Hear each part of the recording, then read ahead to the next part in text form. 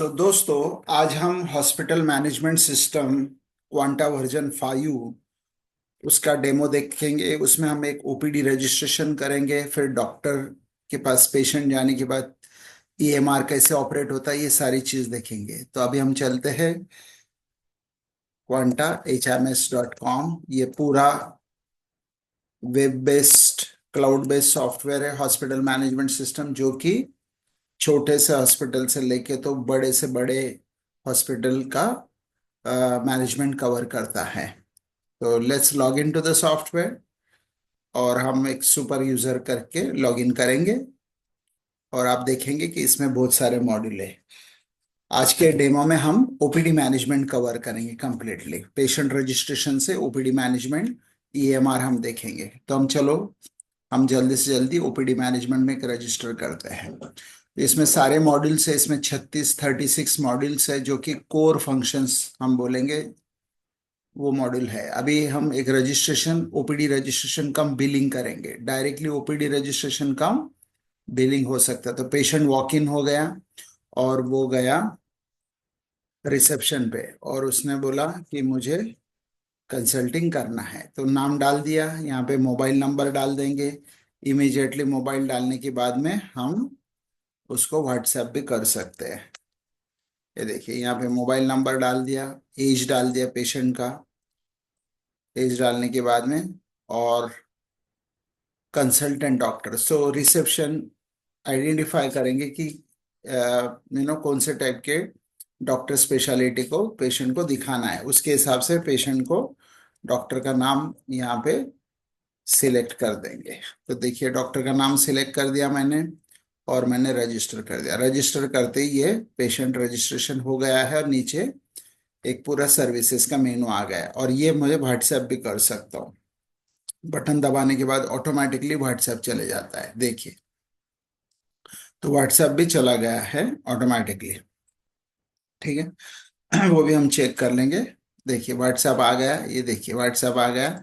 Immediately card बन के आ जाता है, हॉस्पिटल का कार्ड आ गया, name of the patient, age वगैरह सब कुछ लग गया और ये पूरा इंफॉर्मेशन आ चुका है। तो ये ऑटो कंप्लीट है, व्हाट्सएप गेटवे इसके अंदर लगाया हुआ है।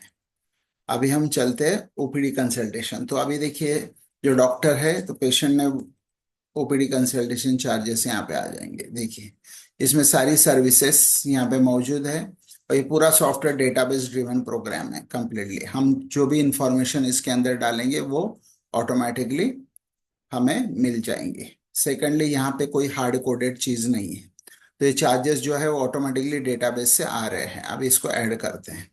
तो ओपीडी कंसल्टेशन के लिए हमने ऐड कर दिया, पेमेंट कर दिया यहाँ पे और पेमेंट करने के बाद सेव। सेव करने के बाद में एक केस पेपर हम जनरेट करेंगे जो कि पेशेंट को हैंड ओवर कर देंगे। ये देखिए, केस पेपर जनरेट हो गया। केस पेपर जनरेट होने के बाद यहाँ पे हॉस्पिटल का नाम आ गया, पेशेंट का नाम आ गया और जो पैरामेडिकल स्टाफ है वो यहाँ पे बीपी, हाइट वगैरह सारा मेजर करके पेशेंट को ये पेपर दे देंगे। तो इसमें मैनुअल भी रखा है। केस पेपर पे अगर डॉक्टर को लिखना है तो वो लिख सकते हैं, कंप्लेंट फाइंडिंग सब कुछ लिख सकते हैं। तो ये पेपर लेके पेशेंट अभी डॉक्टर के लिए वेट करेगा। तो यहाँ पे उनको बिल भी दे सकते हैं। ये देखिए, बिल डिटेल, यहाँ पे बिल हैंड ओवर कर दिया जाएगा। ये बिल आ गया कंप्लीटली, तो bill will be given to the patient. अभी चलते हैं, पेशेंट नाउ रजिस्ट्रेशन हो गया, patient is waiting for the doctor. So doctor का भी लॉग इन होगा। तो डॉक्टर के लॉगिन में हम जाएंगे अभी और हम ऑपरेट करेंगे। पूरा सॉफ्टवेयर टैबलेट से चलता है, यानी एवरी जो यूजर है वो टैबलेट से इसको ऑपरेट कर सकते हैं। 10 इंच टैबलेट पे ये बहुत बढ़िया ऑपरेट होगा। इसके लिए पीसी होना जरूरी नहीं है, you can operate on tablet. So देखिए, डॉक्टर का लॉगिन में ओपीडी, आईपीडी और रिपोर्ट्स करके सेक्शन आ गया। अभी ओपीडी में चलते हैं।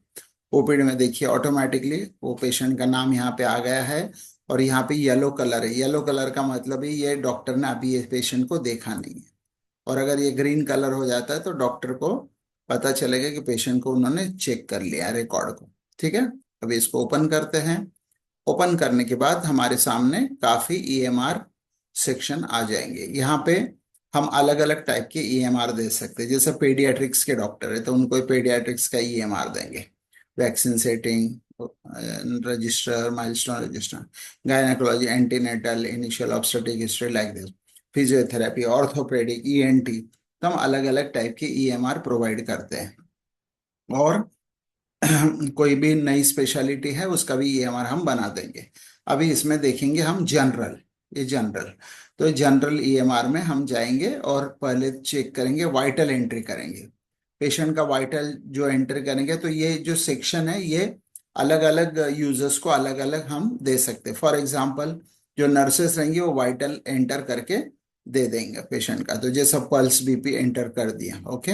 इसमें बीएमआई वगैरह सारा कुछ कैलकुलेट होता है। अभी देखिए पेशेंट का हैबिट्स, तो ये जो हैबिट लिख, ये जो आ रहा है यहाँ पे डेटा, ये भी डायनामिक है। आप जितना डेटा भरोगे ऑटोमेटिकली आएंगे। जैसा अभी अल्कोहल इंटेक, इसको क्लिक करने के बाद हम लिख सकते हैं टेकिंग समटाइम्स। ये भरने के बाद ये डॉक्टर को डायरेक्टली, ये जो भी डाटा है वो डॉक्टर को दिखेगा, ताकि डॉक्टर का समय उसमें समय बचेगा और वो तुरंत उनको मेडिकेशन और इन्वेस्टिगेशन ऑर्डर करके पेशेंट को चेक करके देख सकते हैं। इसलिए डॉक्टर का समय बचाने के लिए सारा चीजें नर्स एंटर कर देंगे। स्मोकिंग, यस, ग्रेजुअली, ओके, ये लिख दिया मैंने। वैसे ही फैमिली हिस्ट्री, देखिए फैमिली हिस्ट्री में, ओके, फैमिली हिस्ट्री में कुछ है, हाई ब्लड प्रेशर, यस। तो यहाँ पे सब जगह पे लिखने के लिए जगह दी गई और ये डायनामिकली आएंगे, ये लिस्ट हम जो डिफाइन करेंगे वो लिस्ट आएंगे। पास्ट मेडिकल हिस्ट्री में क्या है, hypertension, BP, cancer, migraine, stomach issue, okay. उसके बाद में पेशेंट कुछ डेटा कुछ लेके आया इंफॉर्मेशन, तो उसको हम स्कैन करके अपलोड भी कर सकते हैं। जैसे लैब रिपोर्ट हो गया, fitness certificate, case paper, x ray, और भी कुछ होगा तो ये लिस्ट में आ सकता है, जैसे हम चूज करके उसको अपलोड कर देंगे, ठीक है। अपलोड करने के बाद कोई एलर्जी है पेशेंट को तो हम एलर्जी भी दे सकते हैं, जैसे food allergy, okay, food allergy में कौन सी फूड एलर्जी, राइस, उसको हमने ऐड कर दिया। ओके, ऐड होने के बाद में देखिए अभी नर्स का कुछ नोट लिखना है। Patient is having high BP and since last 4 days having mild fever, ऐसा स्टेटमेंट लिख दिया, नर्स का रिमार्क सेव। ओके, अभी ये पूरा जो डेटा है ये अभी डॉक्टर चेक कर सकते हैं। अभी देखिए ये नर्स का काम हो गया। Now doctor will check it, consultant, ये कंसल्टेंट है, ये डॉक्टर के पास में आ गया है। तो जैसे डॉक्टर ने इसको ओपन किया तो देखिए ये यहाँ पे उनको दिख गया कि पेशेंट को एलर्जी है इससे, ठीक है। और यहाँ पे ये जो लाइन है यहाँ पे प्रीवियस रिकॉर्ड्स दिखते हैं, यानी जितने बार पेशेंट आएगा यहाँ पे एक लाइन आती जाएंगी। और यहाँ पे जैसे फार्मेसी रिकॉर्ड, डायग्नोस्टिक, वाइटल, ये सारा चेक कर सकते हैं डॉक्टर। फिर आ गए यहाँ पे कंसल्टेशन डिटेल, तो यहाँ पे डायग्नोसिस करना है। तो ये जो प्लस का साइन है this is nothing but addition. जैसा मैंने फीवर टाइप किया तो फीवर के ऊपर जितने भी रहेंगे वो ऑटोमेटिकली यहाँ पे पॉपअप हो जाएंगे। इसको मैंने सिलेक्ट कर लिया। उसके बाद में यहाँ पे आईसीडी डायरेक्टरी डाली हुई है। तो अगर हमें चेक करना है कि फीवर में कौन से टाइप के फीवर है, तो ये पूरे आईसीडी कोड है, international classification of disease code. तो एग्जैक्टली R50 जैसे फीवर विथ चिल्स देना है। तो हम इस बेसिस पे ये भी आइडेंटिफाई कर सकते हैं कि कितने पेशेंट, हमें कितने कैटेगरी में हमारे पास में पेशेंट है, इसका हम स्टैटिस्टिकल एनालिसिस निकाल सकते हैं। तो ये सब हो गया। उसके बाद यहाँ पे आ गया कंप्लेंट रीजन। अभी देखिए ये हिस्ट्री ऑफ प्रीवियस इलनेस, यहाँ पे मुझे पूरा जो डेटा भरा है वो दिख जाएगा। देखिए high blood pressure, yes, alcohol intake, taking some time, ये सारा होने के बाद में यहाँ पे आ जाएंगे वाइटल्स, यहाँ पे दिख जाएंगे। अभी हम आ गए मेडिकेशन के लिए। तो मेडिकेशन जब हम देंगे पेशेंट को तो हमें टाइप करके हर बार टाइप करने की जरूरत नहीं, हम लोग पहले से ही उसको बना के रख सकते हैं, ताकि हमारा समय बचेगा, डॉक्टर का समय बचेगा। तो जैसा भी बहुत सारे फॉर्मेट हम बना के रख सकते हैं। तो हमें सिर्फ सिलेक्ट करना है फॉर्मेट को। देखिए फॉर्मेट सिलेक्ट करते ऑटोमेटिकली उसकी ड्रग लिस्ट इसके अंदर पॉपुलेट हो जाती है। कि मैं फॉर्मेट सिलेक्ट करूंगा और ऑटोमेटिकली ड्रग लिस्ट पॉपुलेट हो जाएंगे, देखिए। D format.